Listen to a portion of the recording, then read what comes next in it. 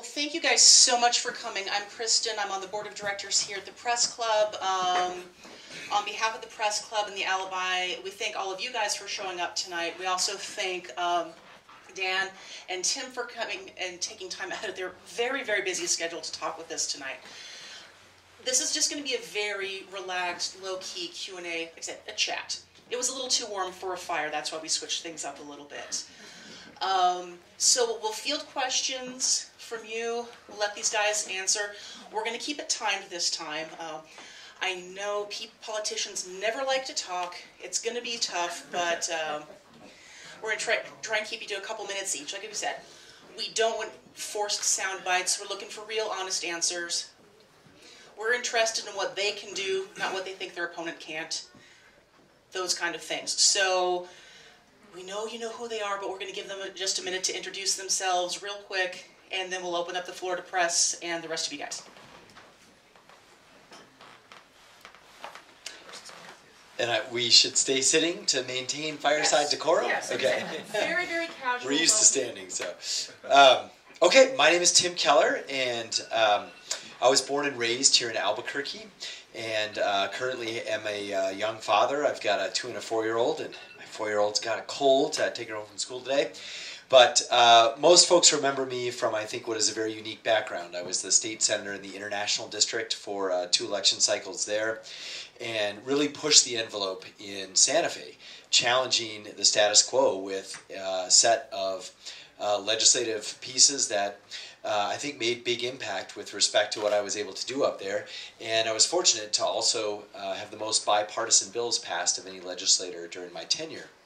Now, more recently, I've been your state auditor, fighting fraud, waste, and abuse in our community, and that has taught me a whole lot about how government works and how it doesn't work, and that disconnect between what politicians say and what they actually fund. And for me and my wife, raising our kids here, you know, we really believe our city is going the wrong direction. And to fix that, we've got to address our issues head on.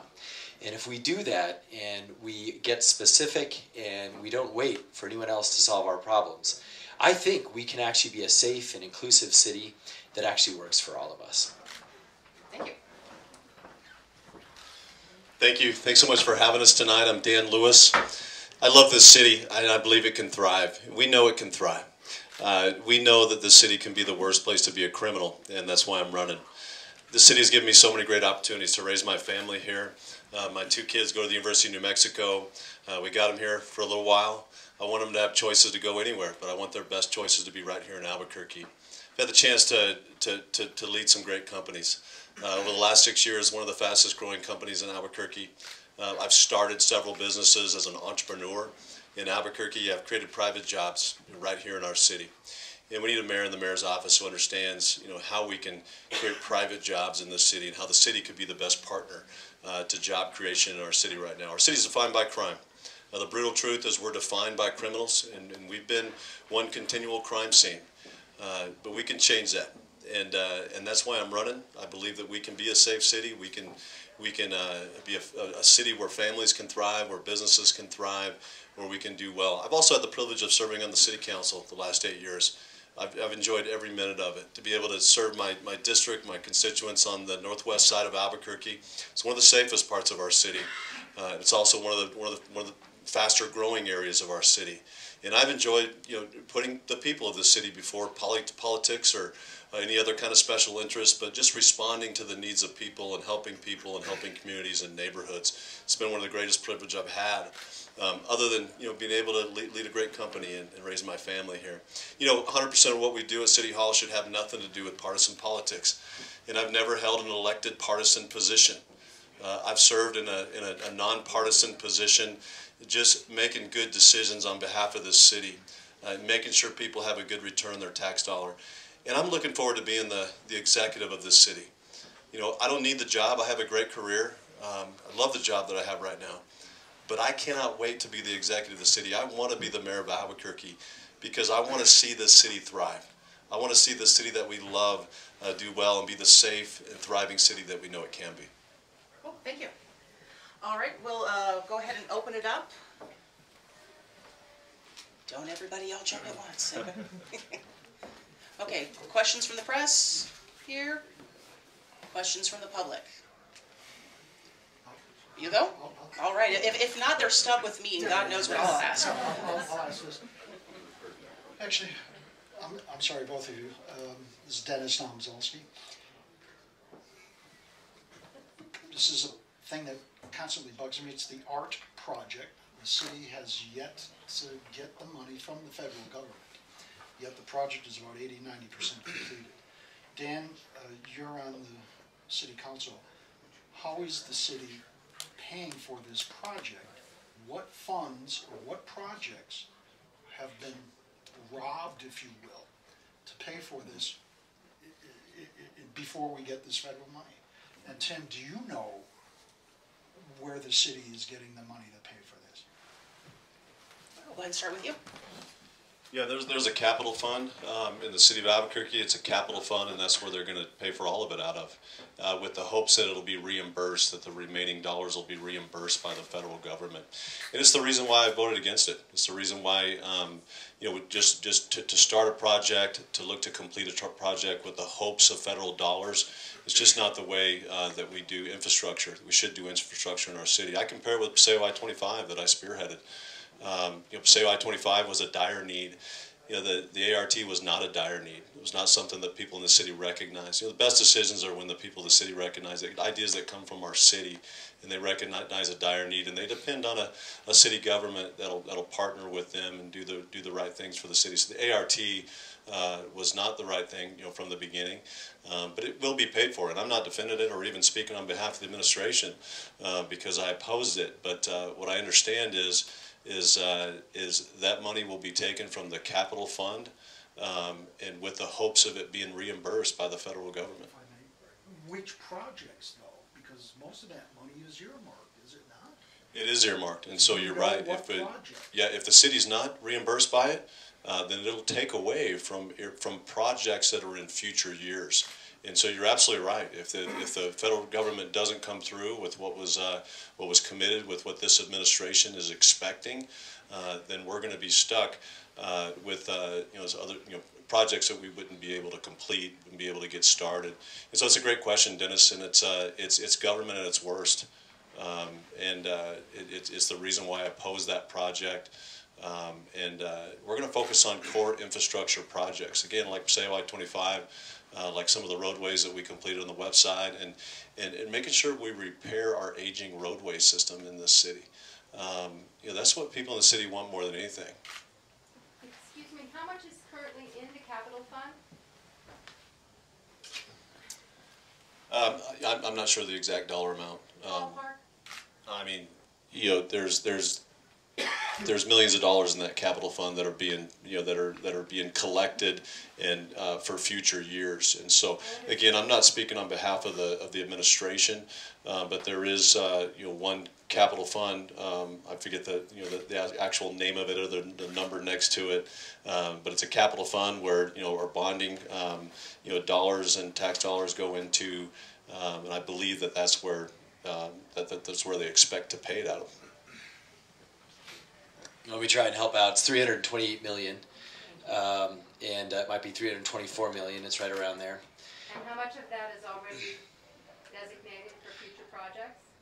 $328 million. Okay. And so you're going to clearly be depleting that fund and taking away from future projects to fund the ART.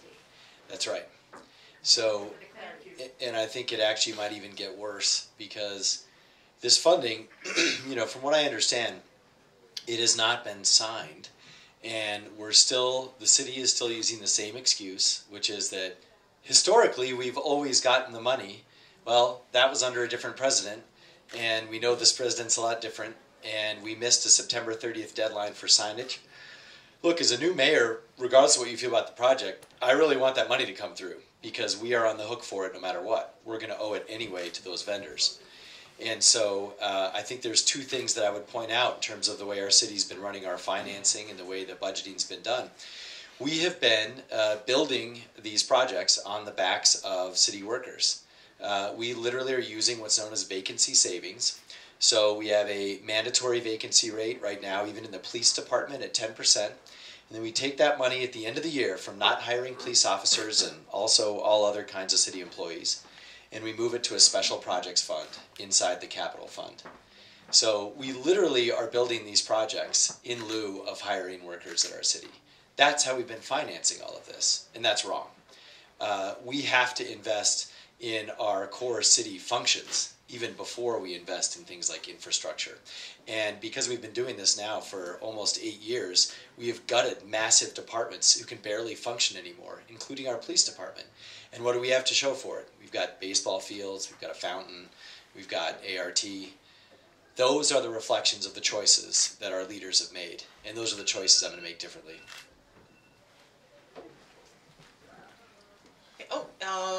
Any other questions up here before we run to the back? Can I comment on that? Okay, real quick comment, and then we'll get to the two of you back there. Yeah. Tim, you support the ART, don't you? I do now because it's already built. Yeah. I mean, I don't know how many times that you talked about the ART and you know, again, it just kind of baffles me a little bit because something that you've said over and over that that you love mass transit, and it seems like you've championed that ART. So I guess my question would be if where would you get the money? If you didn't have the federal dollars, I mean, where would you get the money to be able to build a mass transit? We have administration that was hell bent on putting a mass buses down the middle of Central, and they did it with 7 city councilors and a mayor that decided long before the public had a chance to really weigh in, the stakeholders had a chance to weigh in. So, but we can talk about and be critical of certainly. I mean, I've been the most critical of it as far as how it was done and oppose the project, but I think we need to be honest too, about whether you really support that kind of project or not. Rebuttal, and then So I do support the project, and I'm glad that the feds are hopefully going to pay for it. And I've been consistent on that. I think the question though is about financing, so I'm glad I could help you out talking through your own budget that you pass every year, and telling you how much is in the capital fund and how it's been working at the city. So look, I am a believer in public transit, and I'm glad the feds are going to pay for it. I'm just worried they might not. And I think part of leadership is being ready. And if they don't pay for it, look, we've got some real choices to make. You can't undo it. So mayor's got to be ready. And I believe that we can do a couple of things. I want to make it actually work for our city. I want to revisit the left-hand turn lane so that businesses can survive. I want to blend the routes with Rapid Ride because the most popular routes are from Cottonwood Mall over to C&M. I want this to go on that. And I think, wouldn't it be amazing if we could actually take good public transit to a Lobo game and to an Isotopes game and to the airport? That's where the art's going if I'm mayor. And the good news about that also answers the financing question. If we get in a bind, I'll drive it to the airport. Maybe even myself, because it's a bus. That would actually be really fun to do. And we're going to drive it to the airport, and then we're going to use airport bonding capacity to pay for it. Now, that's not, I know that's not ideal, but it's way better than raising taxes or just scrapping the project. So I think a mayor's got to be ready and have a plan, and I think I'm ready for art. thank you. Gentleman in the red cap, then Miss will get you right after that. Yes, I wanted to ask both these candidates, since the predominant cost factor of art is entering buses from the left side of the bus, is there any possibilities, particularly if the federal money doesn't come through, of scrapping that very bad idea and continuing to have normal buses, which would take away the need to have a dedicated bus lane? It would just cut the cost in half.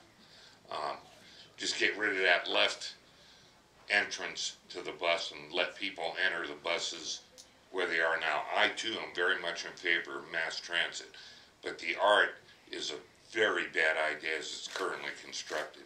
And I do believe, and I've spent most of my career in transportation, and I do believe that as expensive as it was to build, it's going to cost a lot more to take it out, and I think that is inevitable that it's going to have to come out, primarily because of that left-hand enter to the buses.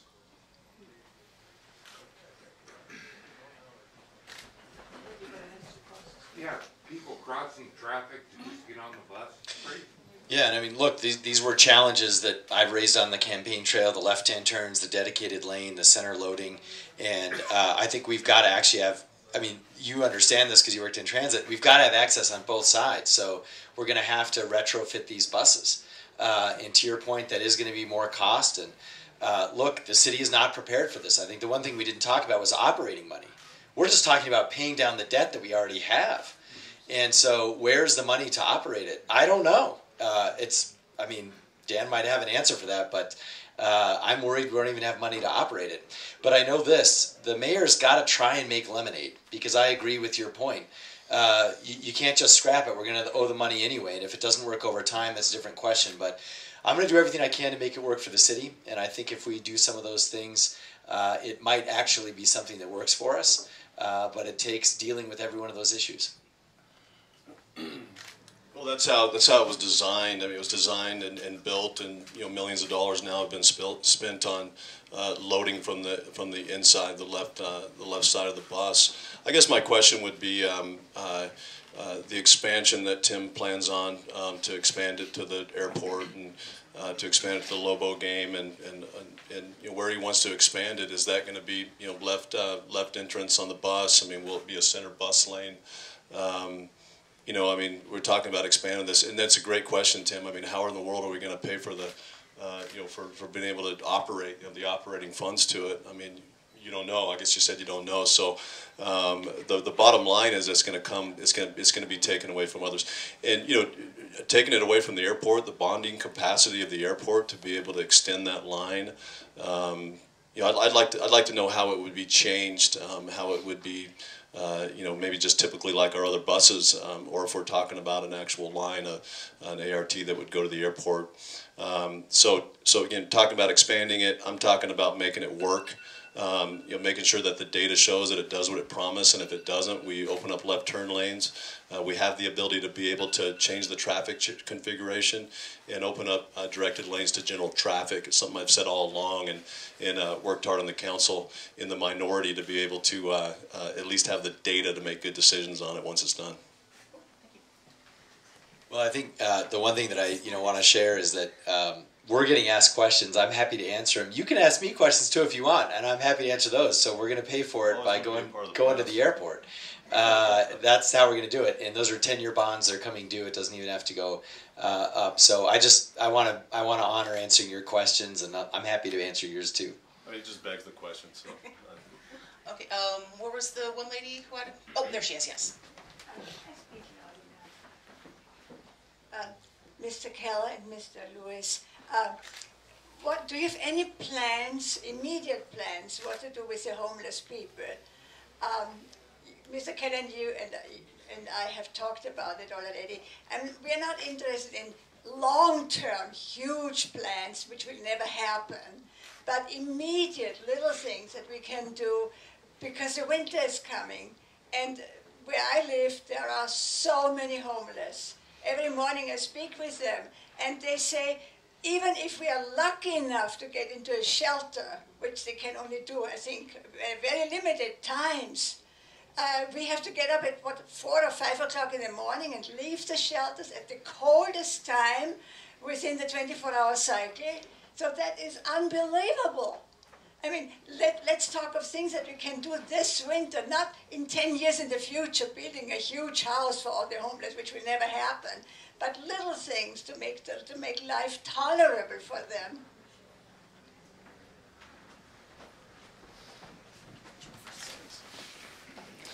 Thank you for that question. It comes up so much, and it's something that I think the whole city is concerned about, how we take care of the people in our city that are most in need.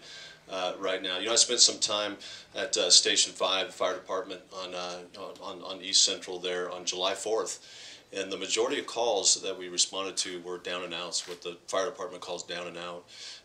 Whether it had to do with they were dealing with some of the needs of drug addiction, alcohol, or just plain being dealing with environment around them and hurting and in need, and called the fire department, called 911, or somebody called 911 on them.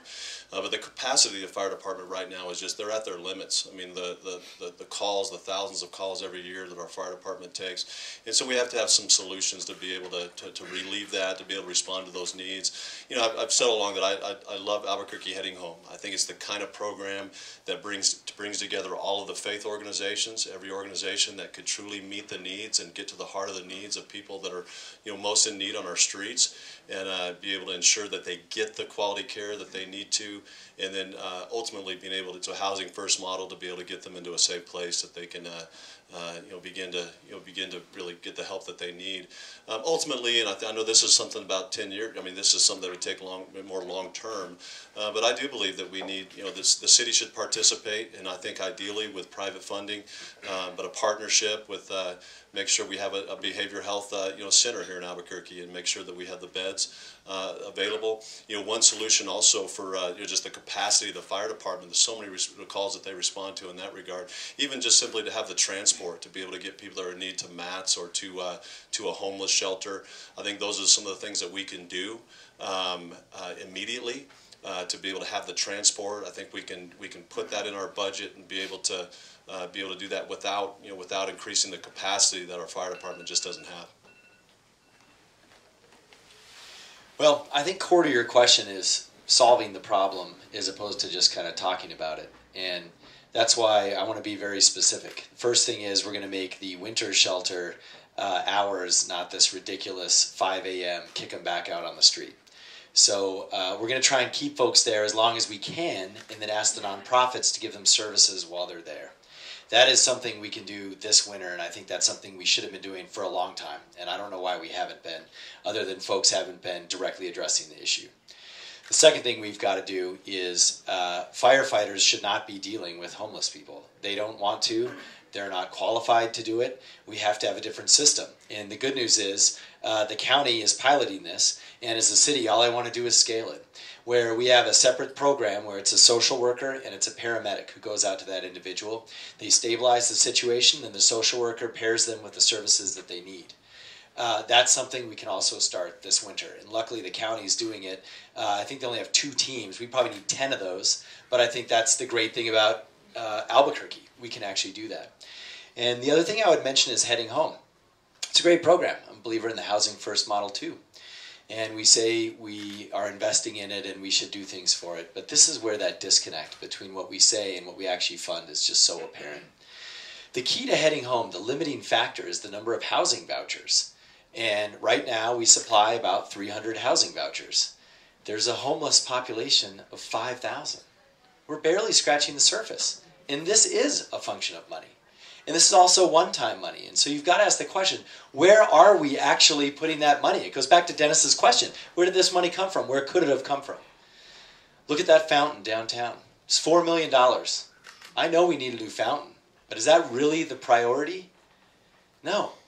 For the price of that fountain, we could have housed thousands of homeless people in our city. Those are real priorities. Those are the choices I'm going to make as mayor.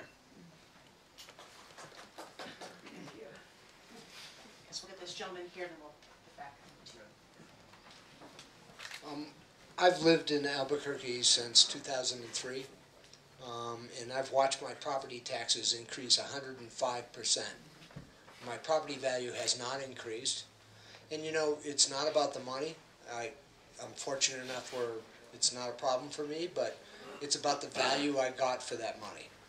We still have, a APS system that we all know by most metrics is not considered top-notch. We also have, one of the highest dropout rates in the country, top 10, ranked 7th latest. And, our APD has got its issues, which we all recognize. So, for that value, I'm trying to figure out where the money's gone, how are we prioritizing the money, because I live on the northwest side, and I see pretty little sidewalk projects going up, and, they're gorgeous, but my God, where are our priorities? So this is a question to both of you. Talk to me about that.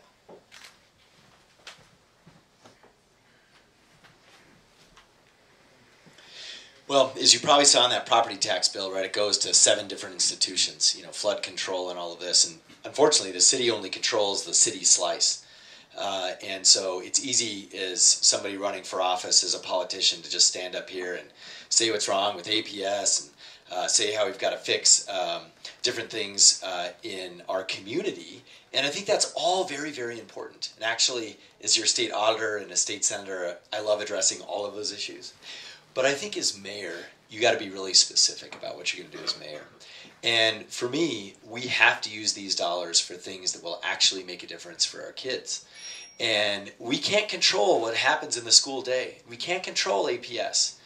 But what can we do to actually end this cycle of educational challenges? We can step up after school and provide comprehensive extracurriculars for our kids. We can have citywide sports leagues. We can bring back arts and music. We can replace all those things that has been sucked out of our school system with Parks and Rec in the city working with nonprofits. And then, hopefully, we can also do that over the summer when our kids see the biggest drop-offs. To me, as a mayor, that is the one thing I can do that will make a difference on a host of issues: crime, nutrition, health, and hopefully educational outcomes, because you can put all of these advanced learning programs in there. And even, whether it's supplemental support for reading and math or it's honors programs. This is the city's gateway into actually helping our kids. It's after school and over the summer. That's what I want to do as mayor. And so I believe that if we just did that one thing, instead of focusing on all the issues, which are very real in terms of property tax, but as mayor, I just want to do one thing I can control, that I can actually deliver on, and that will actually help our kids. And that's, I think, our best shot to do it with. Well, you're certainly not getting your dollar's worth on the tax dollars that you spend on Albuquerque public schools. It's a massive failing public school district, and so the dollars that you spend, your tax dollars that go to that, go to a failing school system. I believe we lose millions of dollars. We lose millions of dollars in potential investment because of the reputation that the city has of our education system. So it's one big, massive failing school, and I have one bold solution. Since Tim's correct, I mean, we don't have a whole lot of, we don't serve on the, our mayor doesn't serve on the school board, but we could have the kind of solutions and stand for the kind of solutions that are going to really change education in this city. And I believe it's about breaking APS up. I believe it's something big. Changing the structure of APS so it's more local, more accountable, closer to the people that it serves. Decisions that are made for school kids on the west side are made by representatives from the west side and in that neighborhood. And everywhere in the city where it can be local and where we can hold it accountable. Right now, there's a lot of high-paid bureaucrats in a skyscraper in Uptown, and we don't need a whole lot of those, and we won't have a lot of those. We've got great examples of it too. Rio Rancho Public Schools spends half the amount per student than APS does. They're one of the most successful school districts in our state. Some of the poorer districts in our city are some of the most successful in our state when it comes to education. Albuquerque can do a whole lot better. But I tell you, to not take responsibility for that, this is not a mayor that's just pointing the finger at APS. It's a mayor that takes responsibility for something that hurts our economy and hurts our kids more than anything. I believe the best way that we can make our kids, our highest special interest group, is to ensure that we break up an absolutely failing public school district and turn it into multiple school districts that are successful and actually producing the kind of outcomes that we want for our kids. Do you want to do more on that one? We're both good on more on that one. Well, we have like 3 other questions, so we can kind of come back to any topics you want to follow up on. We should have one debate. This is actually a follow-up on what we can do for our homeless this winter. Every Saturday, Sunday, and Monday, the homeless are fed at the park at 2nd and 4th. It used to be the train park, for those of you that remember the train that was parked there for most of our lives. All of the winter shelters bus their people to those 3 to feed them. They also give them food, clothing, toiletries, whatever they have to give. So as a very practical thing, you can get your friends and neighbors and yourself to donate food to there. He talks about the nonprofits. That means that the people are going to have to help the nonprofits.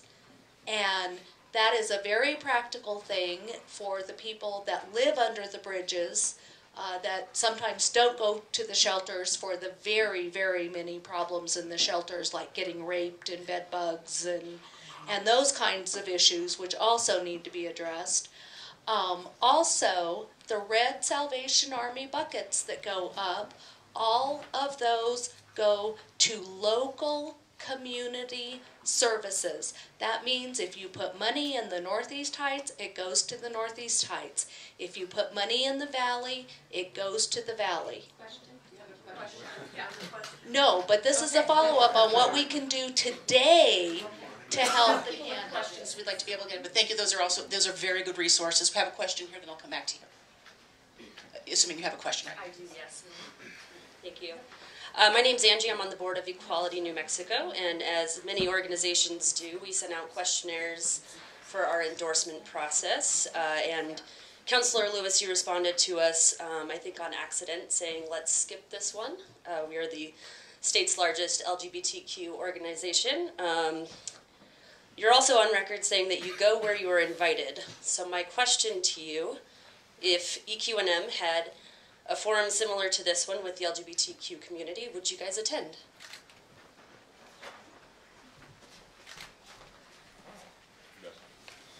That was a questionnaire. I'll go anywhere, and I certainly would love to have go and speak to the group and answer any questions. And actually, if you have some questions right now regarding anything on that questionnaire, I'd love to be able to answer that. I haven't been able to answer every single questionnaire. We just weren't able to do all that. And but I'm absolutely glad to answer any question that you have, and absolutely glad to meet with you anytime. And we could set that up tonight if you'd like. I'd be glad to meet with you. Well, I was honored to answer the questionnaire, and I think I did answer every questionnaire, and I will tell you it was really hard to do, but I'm proud that our campaign did it, and I'm also proud to have EQ&M support, and I believe that the word inclusion that I mentioned earlier truly means unifying our city and bringing us together and not discriminating against anyone for any reason. And I'm also proud to be a supporter of gay marriage, and I was doing that long before it was popular. And so to me, I welcome and embrace the quality community as part of Albuquerque's multicultural story. And that's something I want to celebrate and champion as your mayor.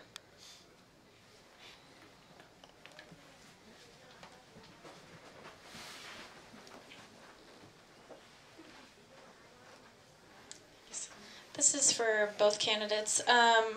For city employees, morale is at an all-time low, and I was wondering if you guys could speak to that when you're in office. How will you address that? This is also, I have one other additional question to that. There's internal rumors that there's numerous individuals who will be or are in the process of being placed in top-level permanent positions that do not follow the merit system. If that's true, how would you handle that?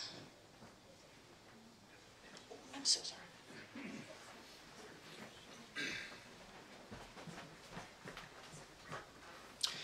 Well, this, I think, is a really important question, because when we talk about pride in our city, it starts with our city workers. And our city workers have to have pride in their job.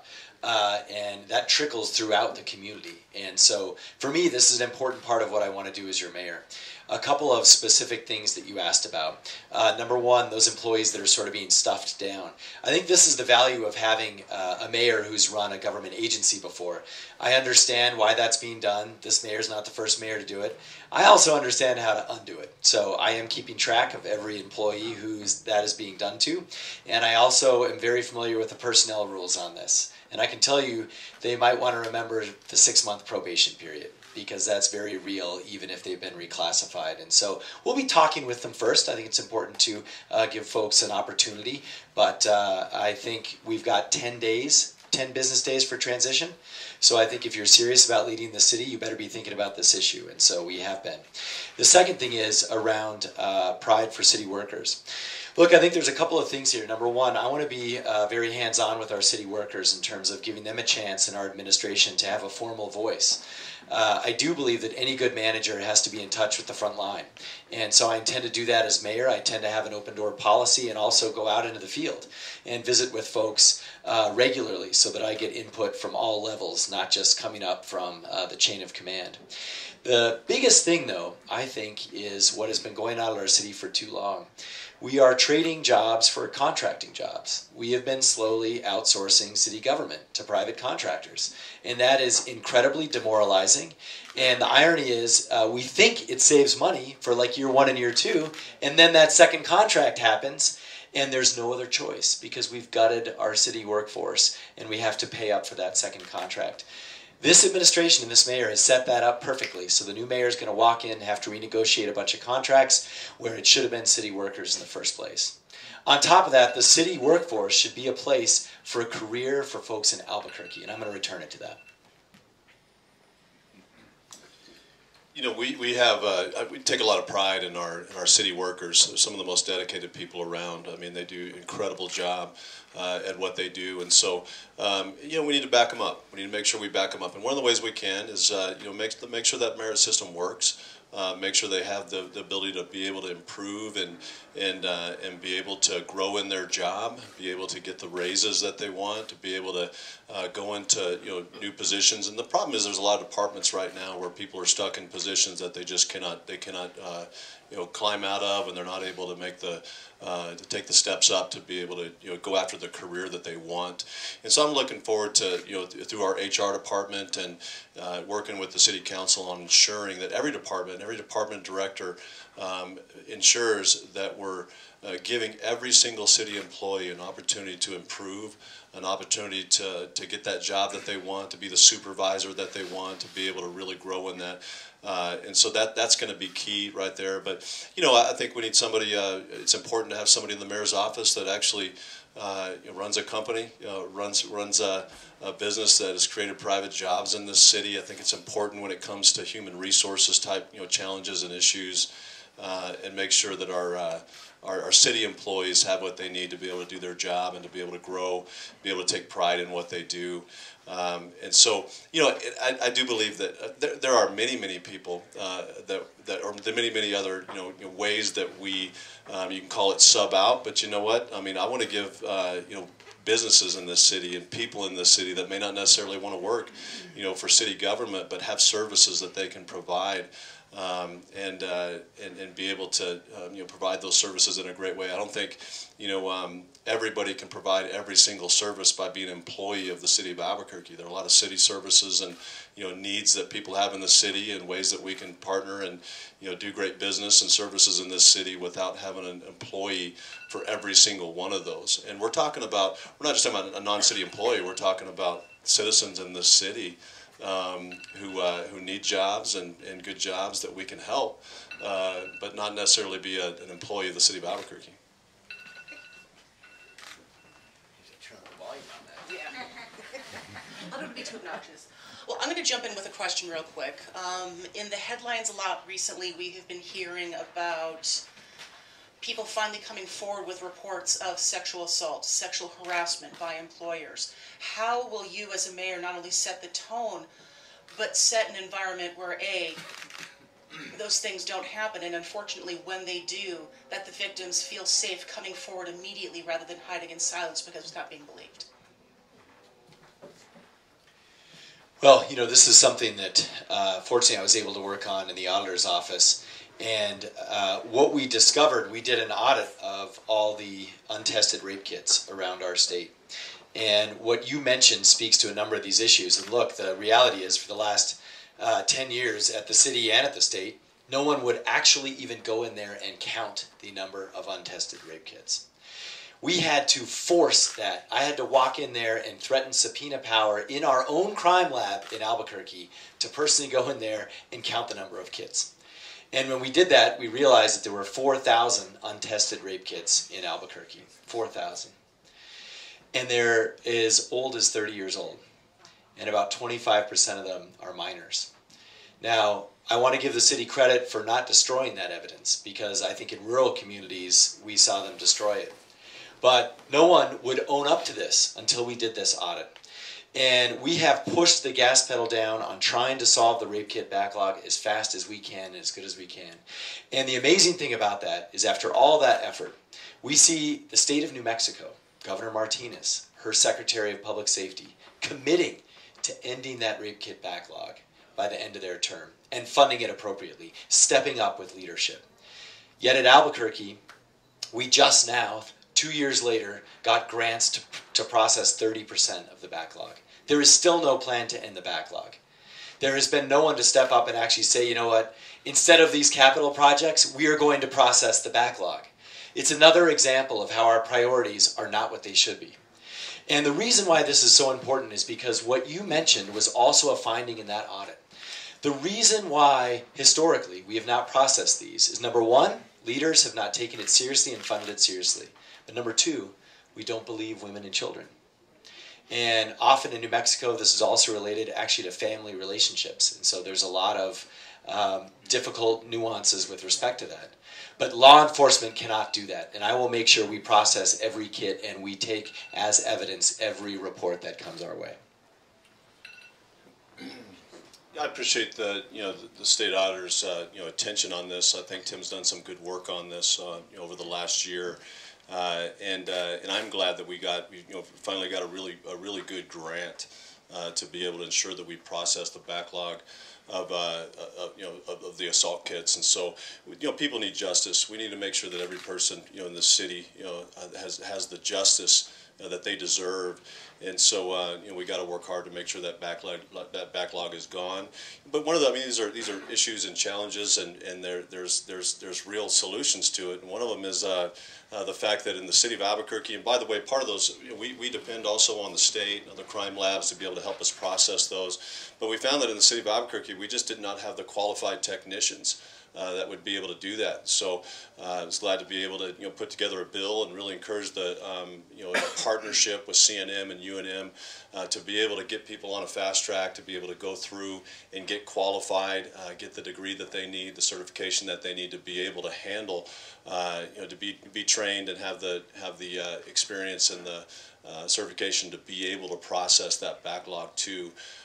So these are really challenging decisions, and it's going to take good leadership to ensure that justice is served, because that's really what it's about, is that justice is served and people are given that kind of justice. I tell you, our records are very different. Tim and I have very different records when it comes to putting the people of this city before criminals. There is one bill. There's one bill that I have a hard time even imagining that someone would vote on this bill. But Tim voted on this bill. It's HB 184, I guess, or SB 184, and it's a bill that tells the city of Albuquerque, basically limits the city of Albuquerque from being able to put limits on where sex offenders can live.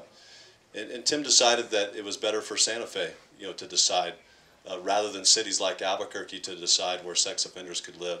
It's actually absolutely dangerous. It was a dangerous bill, and it's downright disgusting that he voted on it. But he voted in favor of it. I got the bill right here. It's a 2-page bill. SB 184, Tim voted in favor of it. And it basically said Santa Fe should decide that, not Albuquerque. Well, I like responding to this, and you can take a look at the bill. It's really straightforward. That bill was about statewide standards. So we said that we didn't want cities having monitoring and parole regulations that were different, because we need statewide standards to actually enforce it. And the amazing thing is that's actually the law now. I was proud to pass the toughest sex offender legislation in the country, and I even did that with our governor, and it includes this law right here. And so to say what you said, Dan, is it's just wrong. And also to imply somehow that anyone, you or I, would want to encourage sex offenders is, I think, totally inappropriate. Thank you. And I want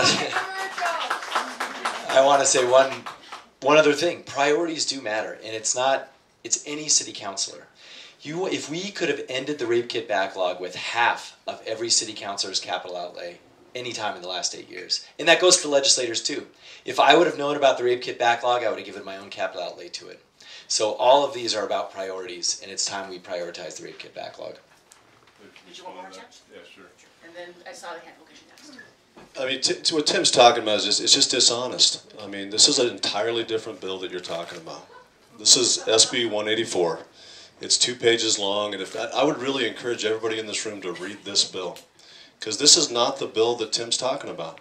There was a bill later that I guess everybody could decide on, but this bill, this specific bill, you voted in favor of, and I'm glad it didn't pass. But Tim, you also now. Yeah, not this bill right here. But the content. This specific bill, and I would encourage you to read it. But he voted on a bill that would limit the ability for the city of Albuquerque. So what Tim thinks is that Santa Fe should decide where sex offenders in this city should live, not the city of Albuquerque. That's exactly what this bill says. And so I would really encourage people to read this bill that you voted for, Tim. It's dangerous. This is a dangerous bill, and it's just downright disgusting. Lots of hands now. It's more of a comment. If it's a quick comment, because we're going to get this question from this lady here. Okay, what I thought was, what I thought I heard, and clarify this for me, please, if I'm wrong, that Tim said that it is important to have it uniform statewide, and that's what we have now. So why are we wanting something specific to Albuquerque when there is something statewide? That's a great point. Do you want to respond to that, or? Yeah, please. So was that a yes? It's up. I agree with you. So real quick, then I promise we'll get back. I absolutely agree with you too. But I also, I mean, that's why I try to spend as little time as I can in Santa Fe, because what Tim said in this bill is that Santa Fe should decide that the city of Albuquerque shouldn't decide where sex offenders can live, and so that's exactly what this bill says, and it limits that opportunity. So I definitely want to encourage you to read the bill. I have a copy of it, and my guess is if you haven't read it, then I would encourage you to read it. The bottom line is that it's just dishonest, and how Tim's explained it is just downright dishonest. And it's what makes people so cynical of politicians.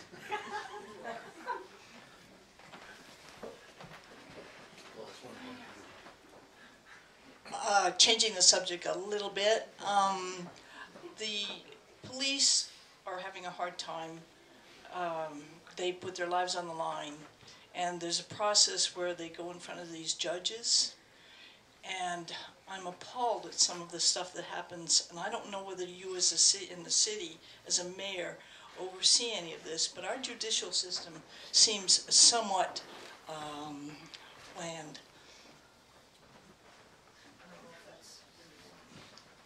You can respond to that. Go for it. What's your favorite? Yeah. I actually don't think Tim wants to respond to this because he says we shouldn't blame the judges in this city. But it's really something that he said that's absolutely not something that the mayor of the city of Albuquerque should be blaming. And so honestly, this is a major problem in our city. Why would a mayor not care about catch and release judges that are dumping criminals back on our streets right now?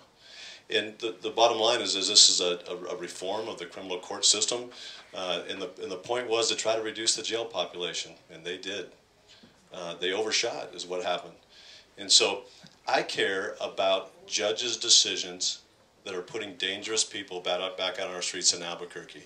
And I will do everything I can do. And even if it's a bully pulpit, I can tell you that just the attention that our campaign has been putting on this, I believe the tide's beginning to turn. And people are starting to look at pretrial services and saying, is this really holding people accountable? It's not. I mean, the criminals are laughing at us right now. And so I care about the people in this city, the little girls in this city, the women in this city that are put in danger because of dangerous people that are continually put out on our streets and they're not held accountable. And they call, the system we have right now calls just about everybody low-level nonviolent. Even somebody who stabbed somebody 27 times on a bus on Central and put out in the city. Our detectives had to go find that guy and make sure he showed up because he laughed at pretrial services. And so this is a broken criminal court system. And, you know, we have some good judges. I'd like to know which ones that Tim thinks are the catch and release judges and which ones aren't. I think people in the city know them as catch and release judges. And that's what now we can say that the judge is just using the rules that they have. Well, good. Let's expose those rules that they have that are causing people to be bled out on our streets. We're going to take responsibility for what we can do as a city. We're going to get to the amount of police officers that we need. We're going to ensure that those police officers are responding to calls and our detectives are investigating crimes and gathering evidence and showing up in court. But I'm also not going to ignore the fact that decisions are being made that are making our city much more dangerous, making it dangerous. Well, you know, I think there's a couple of things on this. One, I absolutely agree it's a problem, and it's a problem that I've been working on in a number of ways as hard as I can. But I think, you know, if there's anything that we've seen here today, there's a little bit of like government 101 at play in terms of who's got the authority to do what. And the governor appoints judges, we vote on them.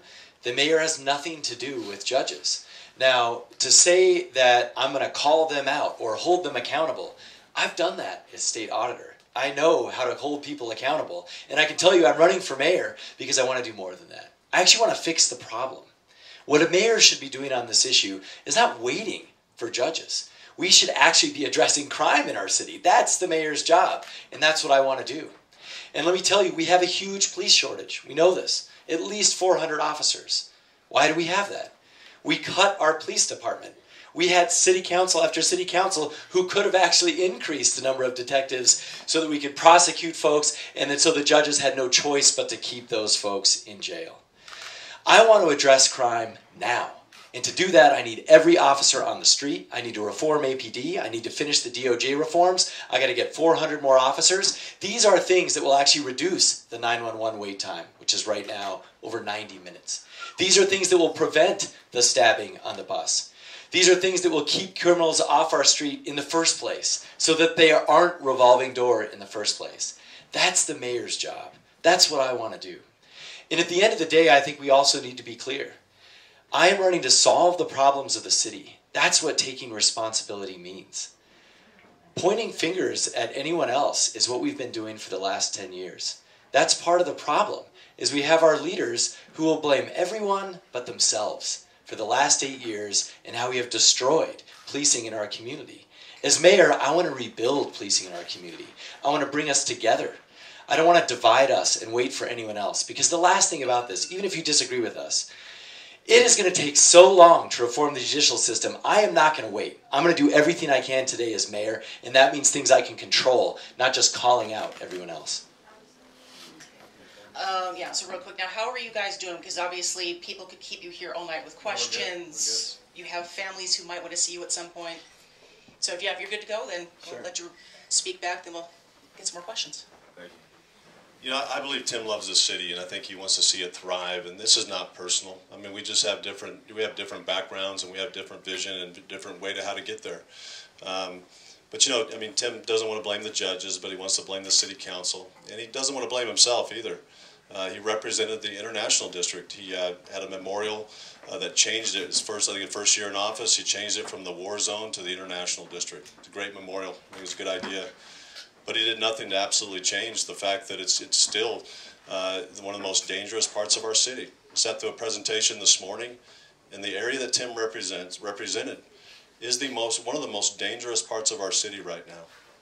There's a lot of trouble, there's a lot of harm, a lot of homelessness, and a lot of people that are really hurting in that district right now. So you know, we can you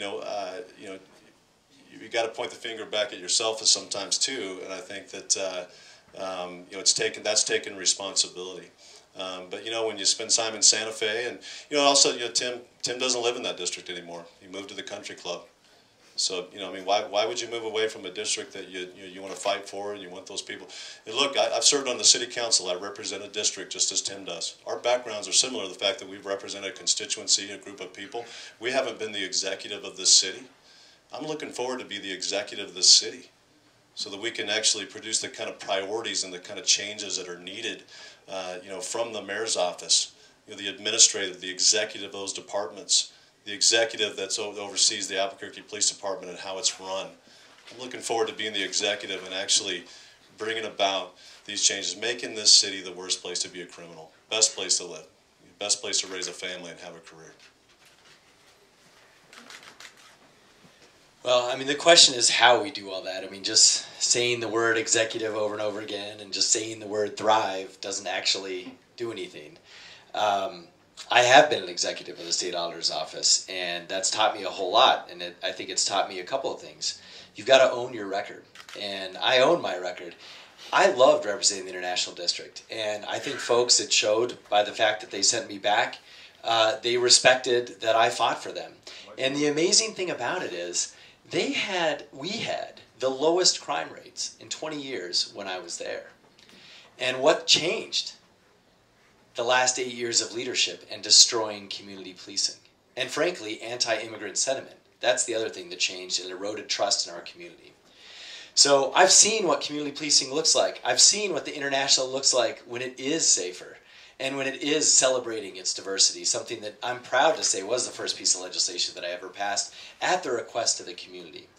And so for me, and look, I mean, I like that you throw out that we have the same background. We have very different backgrounds, I think. Yeah, but, and, you know, I think, too, you know, just throwing a compliment and then calling me dishonest and other things, like, that doesn't really make sense. So, look, I love my family. We had a second kid. That's why I moved. I was in infill housing. It was really small, and when Jack was born, we needed a bigger house. And, because I have 30 seconds, when I was in high school, I dated a girl in the country club, and I picked her up from prom, and I saw that neighborhood in those big trees, and I literally was like, someday I'm going to try and move here.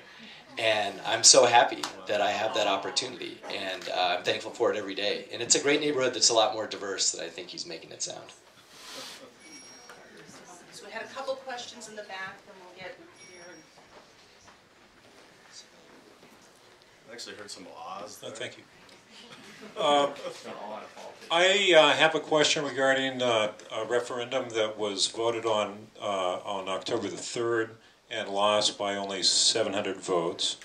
Do you believe that all workers in Albuquerque are entitled to accrue at least 5 days paid sick leave annually?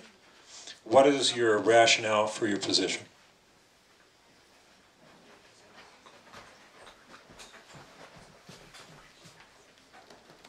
I do, and that's why I voted for that bill. I think all of us had some concerns with specifics in it, but on net, I voted for it because I believe in what you just articulated. And I have no further to look than literally today, we're very fortunate to have, I've got in-laws here and my parents and 2 sets of aunts and uncles, and they're helping. We have the village raising our 2 kids, and one of them got sick today. And we're clearly in a situation where then one of us has to take off work. And then one of us probably gets sick, then the other person has to take off work. And if we did not have those supports, those family supports, think if I was a single mom, for example, with 2 kids. That is a fundamental driver on that path towards poverty. And that's why this is so important. It's been shown time after time again that the sort of firewall against that path towards poverty is sick leave. And that's why I think it's important. And I actually got to say, I think the business community, even most of them, they agree with this too. And that's why even the Journal did an editorial saying that we've got to come together and have a sick leave policy that works for all of us. And that's why I'm committed to doing that as mayor. Because it shows that in Albuquerque we're going to do things right. And we're going to take care of our families. And we're going to make sure we can do business.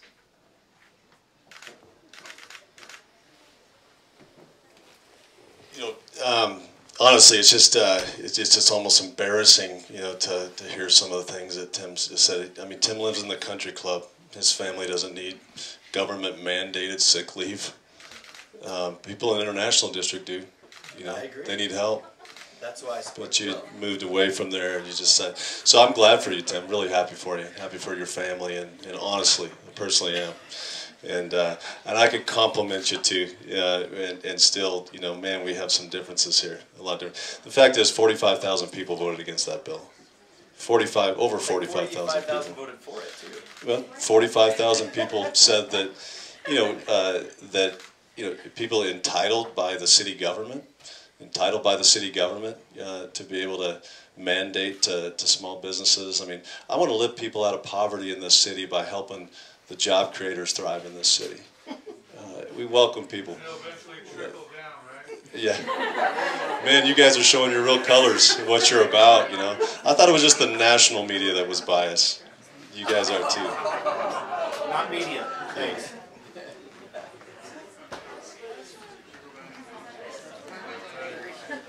I will say it is starting to get very warm in here, and these guys will talk all night. They're very, very generous with their time. I'm going to cut down to 2 more questions. After that, if they want to stick around and talk with you one-on-one, they're more than welcome to. But that way we can get the door and get some air flowing through here. Because again, we'll be here all night because they'll never say no. So there's one more person in the back, and the woman, yeah, there, and then we'll get you last.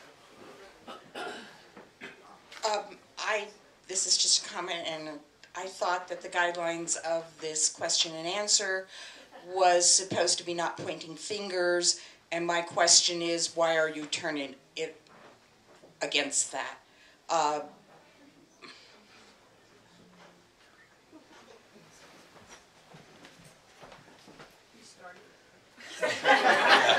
I would love not to. I can say honestly, I've never started it. I know that's like a mid-school excuse, but I'm also human, and so if somebody's going to attack me, I feel like I should defend. I'm happy to not have to do that.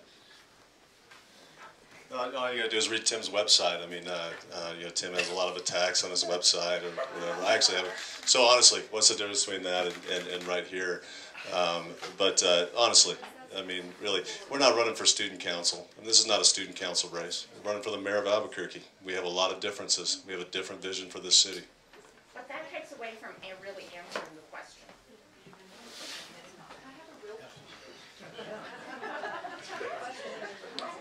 Okay, so I've lived here about 35 years, and I'm a emeritus professor at the medical school. I was here 6 weeks ago or whatever when the larger group was here, and I like the idea of having an election where if you don't get a majority, you have a runoff, because my impression is that it pushes people toward the middle, and politically I'm in the middle. I'm a little on one side, but I vote for candidates in both parties, and although I tend to vote more Democratic, I've met Mayor. Yeah, I do. I met Mayor Barry, and I thought that he had a lot of integrity as an individual, and so I voted for him. My question is, has this really? I think I agree that it's probably taken some of the fringe ends off, and maybe got 2 of the more moderate candidates. But same question as before: why the attacks? I tell you that what I'm seeing on TV is so negative that it tends to make me not want to vote for the candidate with the negative ads on TV. It kind of insults my, as a university professor, I feel like it insults my intelligence, and I think that, how do you feel about losing people that may have voted for you otherwise? Yeah, well, since that was essentially the same, and I think that might be something better answered one-on-one, the lady in the back there will give her last question, then we'll let you guys wrap up.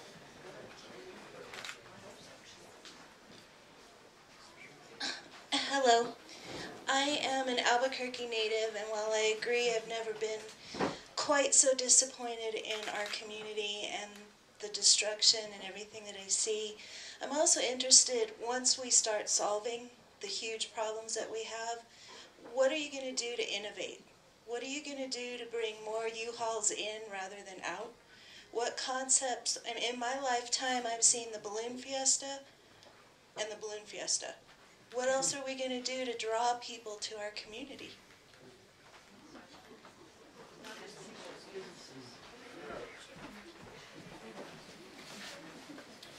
Well, that's a great question, and I want to try and honor it with some specifics, and maybe going broad to narrow. The first thing is we've got to return to our core identity, You mentioned the balloon fiesta, and it's a great thing. I mean, I love it. Everyone loves it. But that has become our identity, and that's not our identity. I want us to go back to that core narrative, which is based on our culture and our history, and in many ways our natural beauty. We've got to make sure that even here in town with ourselves, but also in the rest of the state and the rest of the country, that is our reputation. We should be a multicultural role model for the rest of the country. And actually, that's the city I grew up in.